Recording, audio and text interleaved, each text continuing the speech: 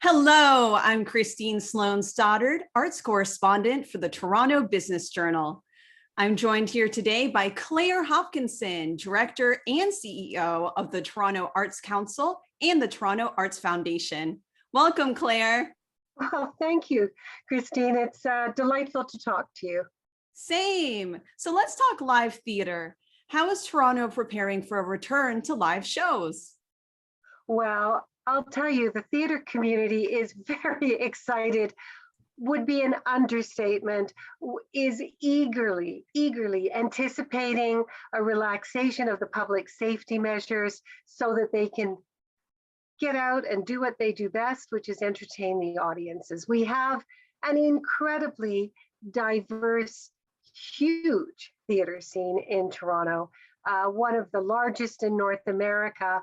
And it's been very, very frustrating for our theater audience, our artists to be sitting on their hands. But not that they actually have only been sitting on their hands, because they've actually pivoted a great deal during this time to do work online and to do some innovative work in what we'd call safe spaces. Wonderful. So what are your organizations doing to assist theater companies, artists, and anyone involved in the art and business of theater? Well, the Toronto Arts Council is the major funder for not-for-profit theater in Toronto. So, of course, we have been providing support to all of our organizations throughout the pandemic to keep them going. And we've also been working to make sure that the community is fully informed of all the supports that are out there.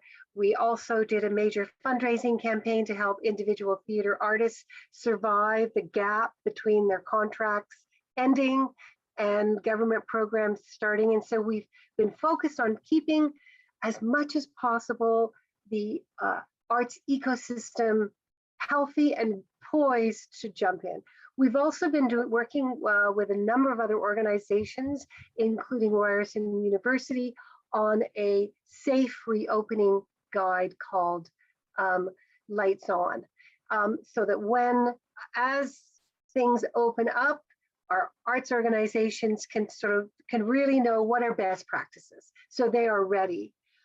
We have always provided support to projects, and many organizations have applied for project funding to do work that is outdoors if they can't perform indoors. So we've been trying to be as responsive as we can to allow organizations and artists and theater companies stay in front of their audiences and engage with their donors, and also invest in creative talent and creative material, new plays, new videos, behind the scenes content, which audiences have really loved.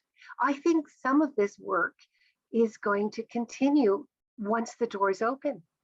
To be able to hear the playwright talk on your computer before you go to the show, or an actor, that behind the scenes, I think that's really going to be here to stay. Definitely. So what can spectators expect live theater to actually look like in the coming months? Well, the coming months here in Toronto are a bit of a crystal ball gazing exercise. We've just heard today that the city is not going to be issuing permits for large events such as Caravana or the CNE until September. So these coming months, I think the city is eager to see the city reopen, but it has to reopen safely. So like last summer, there are a number of really innovative companies which are poised to take their work to the street. So just last summer, I actually, and my neighbors, I became the favorite neighbor on my street, by the way.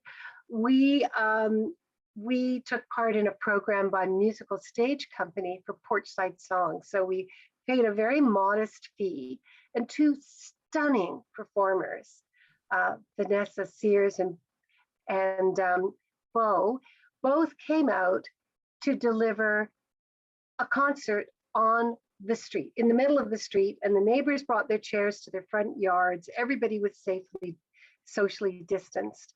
And it was a hit. People are still talking about it, and they've offered it again this summer. So neighbors are saying, okay, what's next? And then Tapestry New Opera had a cart, like a mobile stage built. And they were driving around to neighborhoods, particularly in front of long-term care residences and other frontline workers, to perform not full operas, but opera scenarios. So this summer, we're expecting to see more of that. Canadian Stage Company, one of the largest theater companies in the country, has had a long-term lease on a beautiful amphitheater in High Park, one of our biggest parks in Toronto. And it's an outdoor amphitheater, seats I think 800 people. So they are collaborating with a lot of other theater companies and dance companies to produce a variety of work outside in the park this summer of a very, very high caliber. Toronto Arts Foundation and Council, we collaborate on a grants program and a producing scenario where we showcase artists across the city in parks all summer. So it's hundreds of performances in small parks and large, and it's a kind of a democratizing of the art experience because we're going into local neighborhoods, and it's been a fantastic success over the last few years. So as soon as our parks are able to issue us permits, we'll be seeing a really an interesting gamut of arts activity, not just theater, though there is some theater.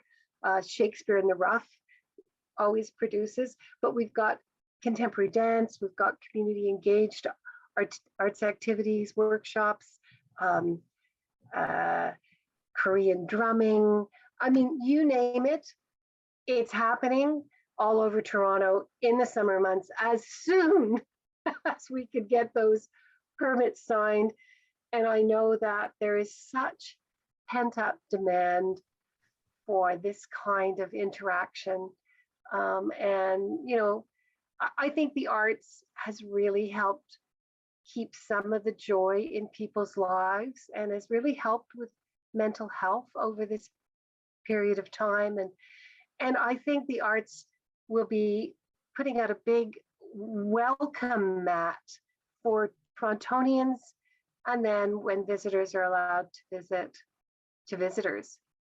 Certainly, at our recent, just this week, Mayor's Arts Lunch, where we gave out a number of really important awards, the Mayor of Toronto, John Tory, reiterated how important the arts are to reopening Toronto, that theater and the arts are really part of the lifeblood, the DNA of this city.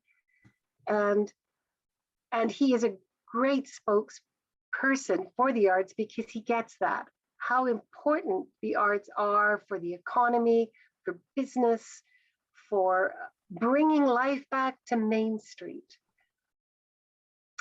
So we're all keeping our fingers crossed that this current shutdown will help us do the trick. And with the vaccinations picking up pace, that we'll see some incredible theater and arts activity outdoors, if not indoors, sooner rather than later. Beautifully said. That all sounds so fun and so exciting. But what advice do you have for would-be spectators who might be a little bit hesitant about attending any kind of live show or event? Well, I think the outdoor activities, I think that people can be quite assured, and people can always wear their masks even if they've got their vaccinations. But what has been happening in the past is circles have been drawn so that it's very safe distancing. And of course, with being outdoors, the wind is blowing. Indoors, a number of organizations have been doing test drives in between the lockdowns and have had absolutely no breakouts. The theater business, as you know, Christine, I mean, so efficient, so the show goes up at 8. All the details are thought through. So that is extending, of course, also to safety precautions, so that people will be checked. People will register in advance. They'll make sure that there's safe distancing. So all of the kind of best practices which are outlined not only in Toronto, but around the world, as we're looking at other cities and other countries reopening, we're learning what is best practices. And with our Lights On guide, I think we will be able to reassure audiences that all the theater companies are keeping the safety of the audience member first and foremost in mind. Perfect. So what are you most excited about as live theater makes a comeback? Oh, gosh, from a person who went out 5 nights a week to someone who hasn't, I think just about anything that is going on, I'm going to be thrilled to see personally, whether it's an innovative first time playwright or whether it is more of a classic. I'm just going to eat it up hungrily. I have to say that last summer when we had porch songs on our street, it was like the first time I'd ever gone to the theater. I was like a kid again. I was so emotional to have that experience of these 2 superb performers doing such wonderful songs and relating with the audience and relating with the children who were at a safe distance and who said what songs they'd like to hear. And it just brought it all back to me when I first started my career as a theater producer, what that magic is. So it's going to be like a kid in a candy store when we're out and able to open.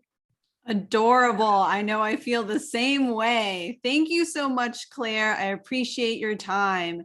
Dear viewers, I'm Christine Sloan Stoddard, arts correspondent for the Toronto Business Journal. Thanks for watching.